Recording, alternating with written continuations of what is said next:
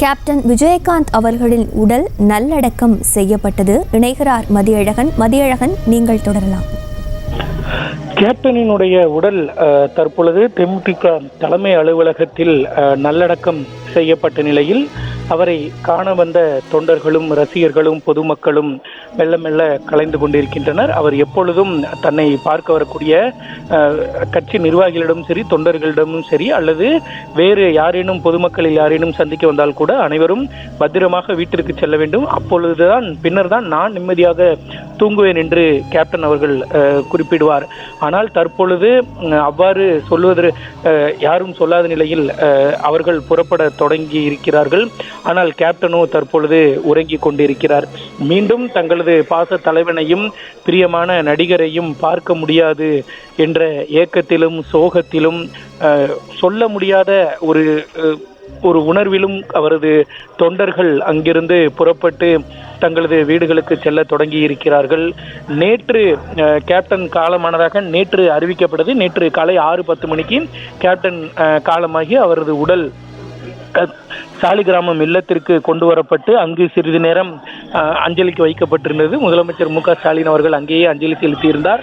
அதனைத் தொடர்ந்து கோயம்பேடு தலைமை அலுவலகத்திற்கு நீண்ட நேர பயணமாக ஒரு 3 மணி நேரங்களுக்கு மேல் இருந்த பயணமாக கேப்டனினுடைய உடலானது தேமுதிக தலைமை அலுவலகத்திற்கு கொண்டு செல்லப்பட்டு அங்கு அஞ்சலி செலுத்தப்பட்டு வந்த நிலையில் கூட்டத்தினருடைய எண்ணிக்கை மிக அதிகமாக வருவதை அடுத்து முன்னெச்சரிக்கை நடவடிக்கையாகவே கேப்டனுடைய உடலானது தீவுத்திடலுக்கு மாற்றப்பட்டு இன்று காலை 6 மணி முதல் பிற்பகல் சுமார் 2:45 மணி வரை அங்கு அஞ்சலிக்கு வைக்கப்பட்டு பின்னர் ஊர்வலமாக புறப்பட்ட கேப்டனினுடைய உடல் தொண்டர்கள் பொதுமக்களினுடைய மக்கள் வெள்ளத்தில் மிதந்து வந்து அவரது உடல் கோயம்பேடு தலைமை அலுவலகத்திற்கு கொண்டு வரப்பட்டு அங்கு அரசு மரியாதை இறுதி சடங்குகள் அனைத்தும் முடிக்கப்பட்ட பின்னர் கேப்டனினுடைய உடல் அவர்களது குடும்ப நடைமுறைப்படி நல்லடக்கம் செய்யப்பட்டு இருக்கிறது. அனைத்து காரியங்களும் முடிந்த நிலையில் கேப்டனுடைய உடல் நல்லடக்கம் செய்யப்பட்டு இருக்கிறது. அதனைத் தொடர்ந்து பொதுமக்களில் குறிப்பிட்ட சிலர் அங்கு அஞ்சலி செலுத்துவதற்காகவும் உள்ளே அனுமதிக்கப்பட்டார்கள். அவர்கள் அனைவருமே கண்ணீர் மல்க தங்களது துக்கத்தை அடக்க முடியாமல் தொண்டை தழுதழுக்க அவர்கள் கேப்டனுக்கு தங்களது இறுதி அஞ்சலியை இறுதி மரியாதையை செலுத்தி தங்கள் இத்தனை நாட்கள் திரையிலும் அரசியலிலும் பார்த்து ரசித்த அந்த முகத்தை இறுதியாக ஒரு முறை பார்த்து தற்பொழுது அவர்கள் கனத்த இதயத்தோடு அங்கிருந்து புறப்பட்டு இருக்கிறார்கள். கேப்டனுடைய உடல் நல்லடக்கம் செய்யப்பட்டு விட்டாலும் கூட முழுமையாக இன்னும் அங்கு அந்த கோயம்பேட்டில் கூடியிருக்கக்கூடிய தொண்டர்களும் பொதுமக்களும் கலைந்தபாடு இல்லை. இன்னும் அவர்கள் ஏதோ ஒரு ஏக்கத்தோடும் எதிர்பார்ப்போடும் அவர்கள் அங்கே காத்து கொண்டிருப்பதை நம்மால் உணர முடிகிறது. அது என்ன மாதிரியான உணர்வு என்று அவர்களாலும் சொல்ல முடியாவிட்டாலும் கூட அதனை விவரிக்க முடியாது என்றாலும் கூட அவர்கள் ஏதோ ஒரு இன்னும் எதிர்பார்ப்புடன் அவர்கள் அங்குதான் இன்னும் நின்று கொண்டிருக்கிறார்கள். கேப்டனினுடைய இறுதி ஊர்வலம் நடந்த அந்த தீவுத்திடலில் இருந்து கோயம்பேடு வரையிலான சாலை முழுவதிலுமே பல்லாயிரக்கணக்கான தொண்டர்களும் ரசிகர்களும் கூடி நின்று கேப்டனுக்கு தங்களது இறுதி அஞ்சலியை செலுத்தினார்கள்.